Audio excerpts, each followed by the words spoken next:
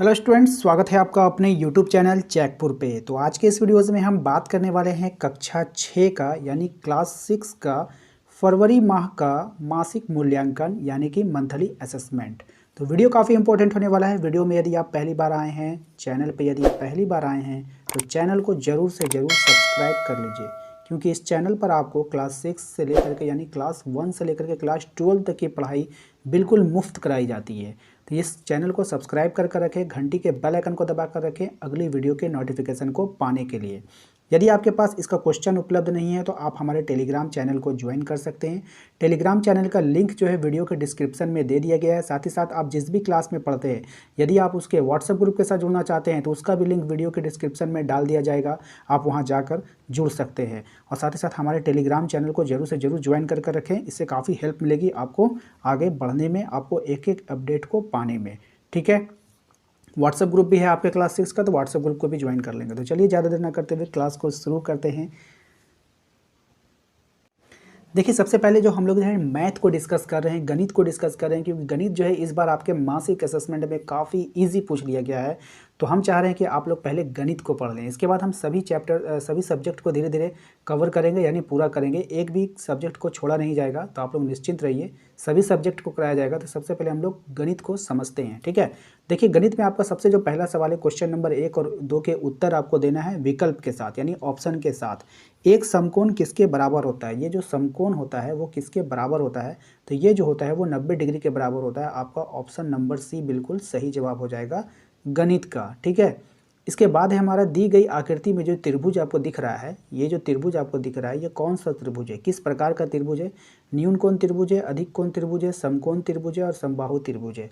तो ये जो त्रिभुज आपको दिख रहा है ये समकोण त्रिभुज है। कौन सा त्रिभुज है? समकोण त्रिभुज, क्योंकि यहाँ पे 90 डिग्री का एंगल बन रहा है, इसलिए ये क्या हो जाएगा? समकोण त्रिभुज हो जाएगा। ऑप्शन नंबर सी इसका सही जवाब हो जाएगा। इसके बाद क्वेश्चन नंबर 3 आप देख पा रहे हैं। क्वेश्चन नंबर 3 में आपसे पूछा गया है समलंब चतुर्भुज को परिभाषित करें। किसको करें? समलंब चतुर्भुज को परिभाषित करें। तो चलिए इसके आंसर को जान लेते हैं। देखिए, अगर समलंब चतुर्भुज की बात करें तो आप यहाँ पर देख पा रहे हैं कि ऐसा चतुर्भुज जिसमें भुजाओं का केवल एक युग्म समांतर हो समलंब चतुर्भुज कहलाता है। संलग्न आकृति ABCD एक समलंब चतुर्भुज है जिसमें AB पैरेलल CD है।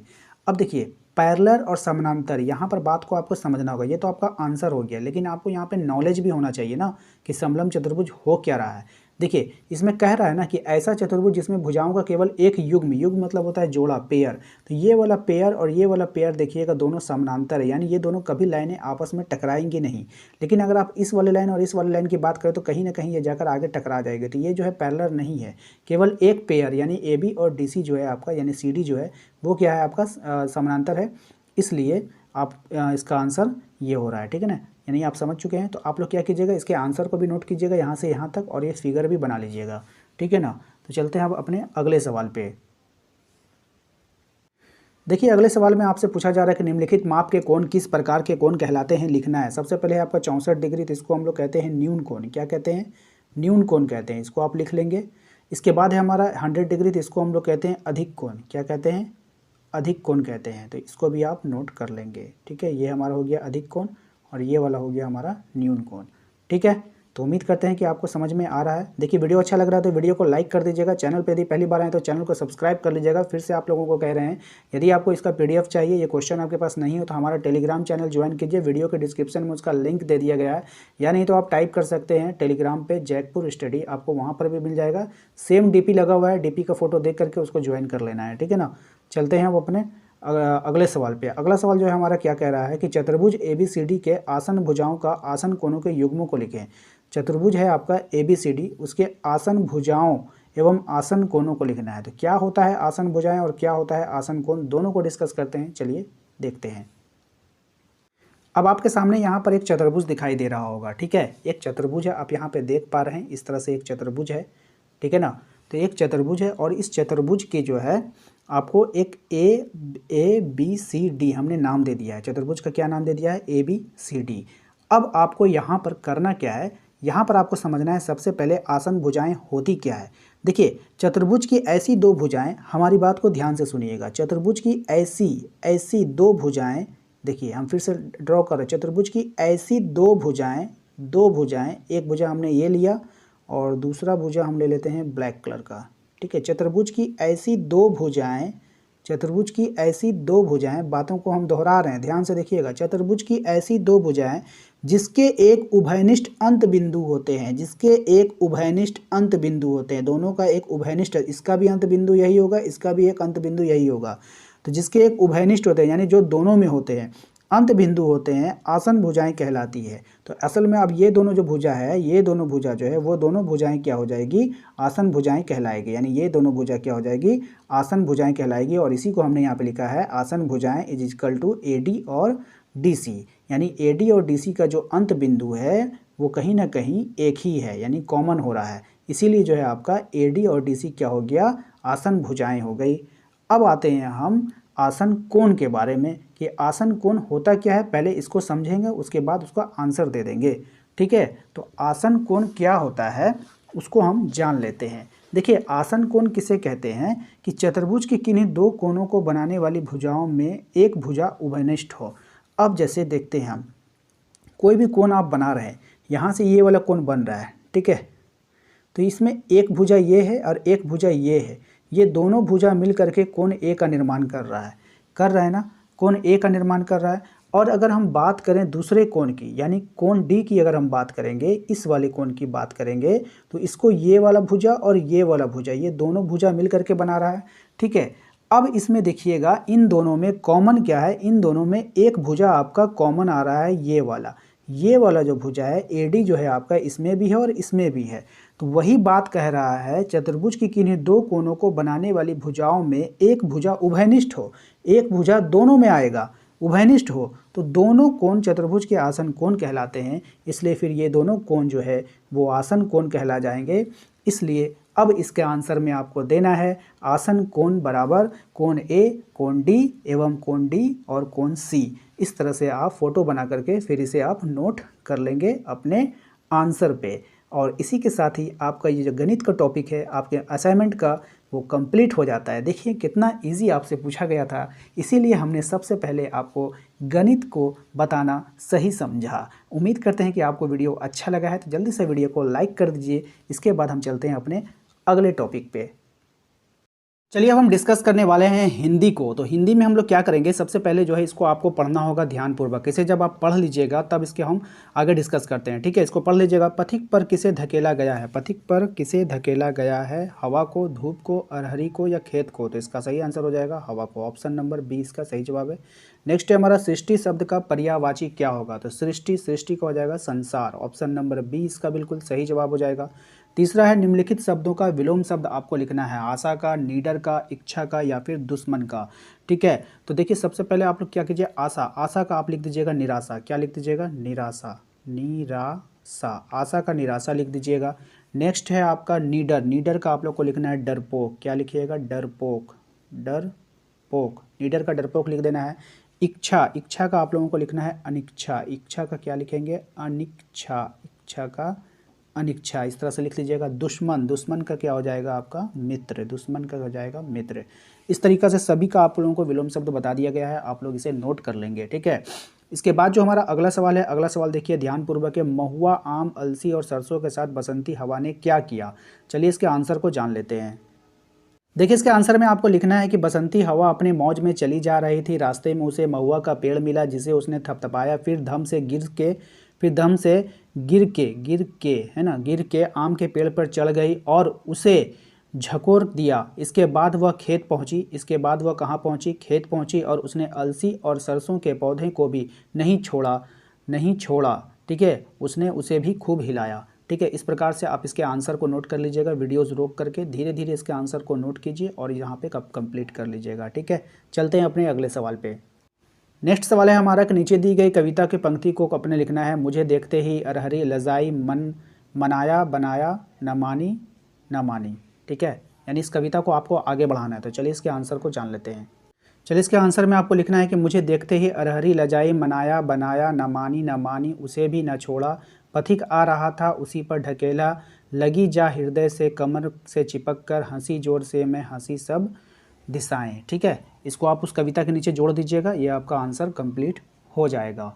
ठीक है। अगर आपको लिखने में काफ़ी लेट हो रहा है तो आप वीडियोस को रोक रोक कर आसानी से इसे लिख सकते हैं। तो चलते हैं अगले सवाल। इसके बाद जो हमारा सवाल है वो इंग्लिश से लिया गया है। इसमें which of this following sentence is written correctly, तो इसका सही जवाब हो जाएगा आपका option number D. Option number D इसका आंसर है, ठीक है। नेक्स्ट है हमारा, in this story the empire and the nightingale who said this statement and whom I like to freedom but I will come, तो द नाइटिंगेल टू एम्पायर, ठीक है। Option number B इसका सही जवाब होगा।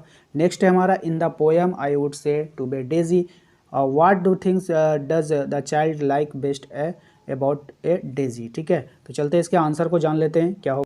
देखिए वहाँ पे दो पॉइंट था। पहला पॉइंट में आप यहाँ से लिखेंगे the child chooses to be a daisy flower, यहाँ तक लिख लीजिएगा। फिर दूसरा पॉइंट में their words which this child chooses to describe the lily are gentle meek and fair, ठीक है। तो ये इसका टोटली आंसर हो जाएगा, ठीक है ना।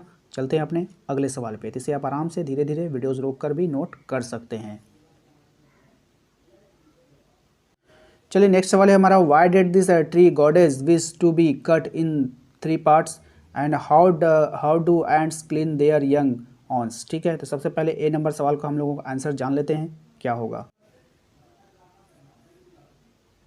देखिए उसके आंसर में आपको क्या लिखना है। आंसर में लिखना है the tree goddess wishes to be felled in 3 parts because dozen of deodar tree have spring from me if you fall me with one mighty stroke my weight will certainly crush all my children to death, ठीक है। तो इसका answer को आप note कर लेंगे।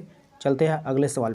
देखिए अगला सवाल है हमारा, अगला सवाल में कह रहा है how does ants clean their young ones, ठीक है। Question number B. चलिए इसके आंसर को जान लेते हैं। देखिए इसके आंसर में आपको लिखना है ants really do clean their young ones by licking them, ठीक है। आप इसके आंसर को वहाँ पे लिख लेंगे, इसको आराम से लिख लीजिए। इसके बाद चलते हैं अपने अगले सवाल पे। चलते हैं अपने साइंस वाले सवाल की ओर। इसमें सबसे पहला सवाल है, किस प्रकार के अनुकूलन के कारण पक्षियों में पेशियां अत्यधिक विकसित और मजबूत होती है ताकि उड़ते समय पंखों को सहारा और गति मिल सके। जलीय अनुकूलन, मरुस्थलीय अनुकूलन, वायवीय अनुकूलन, पर्वतीय अनुकूलन। तो ऑप्शन नंबर सी इसका सही जवाब हो जाएगा। नेक्स्ट है हमारा, निम्नलिखित में से दिए गए विकल्पों में से समूह वाले पौधों की पत्तियों के समांतर सिरा में पाया जाता है। तो इसका हो जाएगा आम और पीपल। नेक्स्ट है हमारा, घास के मैदानी क्षेत्रों में निवास करने वाले जंतुओं को अपने अस्तित्व बनाए रखने के लिए गति क्यों आवश्यक है। चलते हैं इसके आंसर को देख लेते हैं। देखिए इसका आंसर में आपको लिखना है घास के मैदानी क्षेत्रों में निवास करने वाले जीव जंतु को अपना अस्तित्व बनाए रखने के लिए गति करना आवश्यक होता है क्योंकि मैदानी क्षेत्रों में बाढ़ का खतरा बना रहता है, ठीक है। इस बात के लिए समझ में आ गया आपको, तो इससे जल्दी से आप वीडियोज़ रोक कर नोट कर लेंगे। चलते हैं अपने अगले सवाल की ओर। देखिए अगला सवाल है हमारा कि पौधे के उस भाग का नाम लिखना है जिसमें भोजन बनता है। भोजन बनाने के इस प्रक्रम को क्या कहते हैं। यानी पौधे के उस भाग का नाम लिखना है जिसमें भोजन बनता है और भोजन बनाने के इस प्रक्रम को क्या कहते हैं। चलिए इसको आंसर को जान लेते हैं। इसके आंसर में आपको लिखना है कि पौधा अपना भोजन पत्ती की सहायता से सूर्य की रोशनी में बनाते हैं। इस प्रक्रम को प्रकाश संश्लेषण कहते हैं। इस प्रक्रम को क्या कहते हैं, प्रकाश संश्लेषण कहते हैं। पौधे अपना भोजन पत्ती की सहायता से सूर्य की रोशनी में बनाते हैं और इस प्रक्रम को क्या कहते हैं, प्रकाश संश्लेषण कहते हैं। इसे आप नोट कर लेंगे अपने आंसर में। बढ़ते हैं अपने अगले सवाल की ओर। देखिए यहाँ पे 2 सवाल दिया गया है, एक अथवा करके दिया गया है। तो हम लोग ये नेक्स्ट वाला सवाल जो है जड़ों के मुख्य प्रकार एवं कार्यों का वर्णन करेंगे। चलते हैं इसके आंसर को जान लेते हैं। इसमें आपको लिखना है कि जड़ें जो होती है वो मुख्यतः 3 प्रकार की होती है, मूसला जड़, रेशेदार जड़, रूपांतरित जड़। मूसला जड़ की अगर बात करें तो ये मोटी सीधी गहरी जमीन में जाने वाली जड़ है।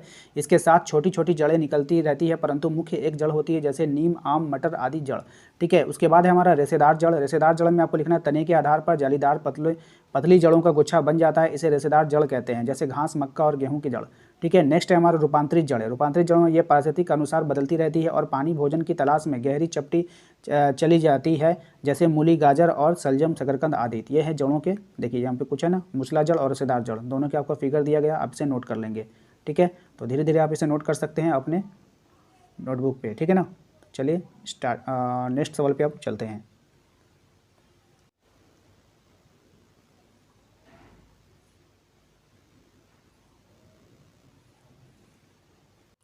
चलिए अगला सवाल जो है हमारा सामाजिक विज्ञान से लिया गया। निम्न में से किसका गलत मिलान किया गया है, ठीक है। तो इसमें जो गलत मिलान किया गया है वो किया गया है आपका भीतर गांव का मंदिर। ये जो है आपका केरल में नहीं है, ये आपका जो है कानपुर में है और उत्तर प्रदेश में है। तो ये इसका बी आंसर हो जाएगा।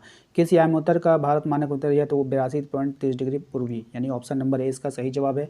नेक्स्ट नेक्स्ट सवाल में चलते हैं। राज्य के प्रत्येक जिले में जिला स्तर पंचायती राज व्यवस्था सबसे उच्चतम क्लाय कौन सी हो जाएगा? तो यहाँ पे हो जाएगा ऑप्शन नंबर ए। अगला सवाल है हमारा, नगर निकाय के प्रमुख कार्यों का उदाहरण सहित बताना है। नगर निकाय के प्रमुख कार्यों का उदाहरण सहित आपको बताना है। तो चलिए इसके आंसर को जानिए। नगर निकाय के प्रमुख कार्यों में आप लिख दीजिएगा सड़कों व फुटपाथों का निर्माण करवाना, पानी बिजली उपलब्ध करवाना, बीजों के वितरण के लिए कदम उठाना जो सरकार किसानों हेतु उपलब्ध कराती है, कुटीर उद्योगों को प्रोत्साहित करना, जन्म व मृत्यु का रजिस्टर का ब्यौरा रखना, तालाबों एवं गलियों की सफाई का नियमन रखना। ठीक है, इसको आप नोट कर लीजिएगा अपने आंसर में। चलते हैं अगले सवाल पे। अगला सवाल है हमारा, झारखंड में प्रवाहित होने वाली नदी कौन सी है बताएं। झारखंड में प्रवाहित होने वाली नदी कौन सी है बताएं। उसके बाद है हमारा, उपनिषदों में किन बातों का संग्रह किया जाता है। ठीक है, उपनिषदों में किन बातों का संग्रह किया गया है इसके बारे में बताना है। इन दोनों सवालों को हम देखेंगे। चलिए सबसे पहले उपनिषद वाला सवाल आपको बता देते हैं। ये जो झारखंड वाली नदियाँ थी उसको हमने जो है उसे हमने लिखना भूल गए हैं, तो हम आपको बोल कर लिखवा देंगे। पहले आप इसे नोट कर लीजिए। ठीक है, इसमें आपको क्या लिखना है, उपनिषद हिंदू धर्म के महत्वपूर्ण धर्म ग्रंथ हैं। इनकी संख्या लगभग 108 है। ये संस्कृत में है। हर एक उपनिषद किसी न किसी वेद से जुड़ा है। इनमें परमेश्वर और आत्मा के स्वभाव और संबंध का बहुत ही दार्शनिक और ज्ञानपूर्वक वर्णन दिया गया है। तो आप इसे आराम से वीडियोज़ रोक कर नोट कर लीजिए। और उसके बाद जो एक सवाल थे झारखंड वाले सवाल, उसको हम क्या करते हैं, थोड़ा आपको समझाकर बोलकर आपको लिखा देते हैं। आप अपने नोटबुक पे लिख लीजिएगा। ठीक है ना। देखिए इसमें यही सवाल हम लोगों का छूटा है। कौन सा सवाल छूटा है? 5 नंबर क्वेश्चन हम लोगों का छूट गया है। झारखंड में प्रभावित होने वाली नदी कौन सी है? तो देखिए झारखंड में जो प्रभावित होने वाली नदी है, आप क्या कीजिए, इसका आंसर लिखने के बाद आप सबसे पहले लिख लीजिएगा, वहाँ पर आप लिख दीजिए आप कोवा नदी। क्या लिख दीजिए? आंसर में लिखिए कोवा। कोवा इस तरह से आप लोग लिखेंगे, कोवा नदी लिख दीजिए। ठीक है, आंसर में कोवा नदी लिखिए। कोवा नदी लिखने के बाद डैश लिखिए। और ये कहाँ से बहती है? तो गोड्डा और पाकुड़ में लिख लीजिएगा। वहाँ पे बगल में गोड्डा और पाकुड़, गोड्डा और पाकुड़ में बहती है। कहाँ बहती है? गोड्डा और पाकुड़ में। ठीक, एक लाइन चेंज करके फिर आपको लिखना है वहाँ पे गुमानी नदी। क्या लिखना है? गुमानी नदी। एक लाइन चेंज करके लिखेंगे गुमानी नदी। क्या लिखेंगे? गुमानी नदी। ठीक है, एक लाइन चेंज करके लिखिएगा गुमानी नदी। गुमानी नदी लिखने के बाद आपको लिखना है, उसको डैश दे करके लिख दीजिएगा राजमहल। क्या लिख दीजिएगा? राजमहल। कहाँ बहती है ये? राजमहल में बहती है। तो 2 लाइन हो गया आपका। उसके बाद आपको लिखना है, जल्दी से आप नोट कर लीजिए। सबसे पहले कोवा नदी लिखिएगा डैश देकर के गोड्डा और पाकुड़। उसके बाद लिखिएगा गुमानी नदी, डैश देकर लिखिएगा राजमहल। ठीक है, अब इसे हम मिटा रहे हैं, फिर आगे बता रहे हैं और क्या करना है। आगे आपको और भी लिखना है दामोदर नदी। क्या लिखना है? दामोदर। क्या लिखिएगा? दामोदर नदी। क्या लिखेंगे? दामोदर नदी। और डैश दे करके लिखिएगा वहाँ पर आप छोटा नागपुरी पठार। क्या लिखिएगा? छोटा नागपुर का पठार। छोटा नागपुर का पठार। इस तरह से डाक देकर लिख लीजिएगा। ठीक है, इसके बाद एक लाइन बस और लिख लीजिएगा नीचे में, इसको चेंज करके फिर लिखना है आपको वहाँ पर। क्या लिखना है? दक्षिण कोयल नदी। क्या लिखिएगा? दक्षिण कोयल नदी। दक्षिण कोयल नदी लिखने के बाद डैश दे दीजिएगा। और उसके बाद आपको लिखना है नगड़ी रांची। क्या लिखिएगा? नगड़ी रांची। क्या लिखना है? नगड़ी रांची। इसे आप लिख लीजिएगा। ये आपका कंप्लीट हो चुका है। ठीक है, अब चलते हैं हम अपने अगले सवाल की ओर। चलिए अगला सवाल हमारा संस्कृत से लिया गया है। सबसे पहले 1 नंबर में आप इसे ऑप्शन ए मार दीजिएगा। 2 नंबर में जो है आपका ग्रीष्मकालीन मार दीजिएगा बी। 3 नंबर है आपका काक के कृम था भ्रमति। तो इसका आंसर देख लेते हैं क्या होता है। 3 नंबर के आंसर को आप यहाँ पे लिख लीजिएगा। ठीक है, ये वाला आंसर लिख लीजिएगा। चौथा नंबर आंसर देख लीजिएगा क्या है। अच्छा ठीक, चौथा नंबर में आप लिख लीजिएगा ये वाला आंसर। ठीक है ना, और यहाँ से यहाँ तक लिख लीजिएगा। ठीक है, तो चलते हैं। उम्मीद करते हैं कि आपको जो है आज का ये वीडियो अच्छा लगा है। वीडियो अच्छा लगा है तो वीडियो को लाइक कर दीजिएगा। चैनल पे यदि पहली बार आए तो चैनल को सब्सक्राइब कर लीजिएगा। घंटी के बेल आइकन को दबा दीजिएगा। अपने क्लास के व्हाट्सएप ग्रुप के साथ जुड़ना चाहते हैं तो लिंक वीडियो के डिस्क्रिप्शन में है। टेलीग्राम चैनल को ज्वाइन करना चाहते हैं तो उसका भी लिंक आपको दे दिया गया है। और आप एक काम कीजिए, यदि आपको इसका PDF लेना होगा क्वेश्चन का, तो आप हमारे टेलीग्राम चैनल को ज्वाइन कर लीजिए। वहाँ पर इसका PDF उपलब्ध करा दिया जाएगा। तो मिलेंगे अपने अगले वीडियो में। Thank you.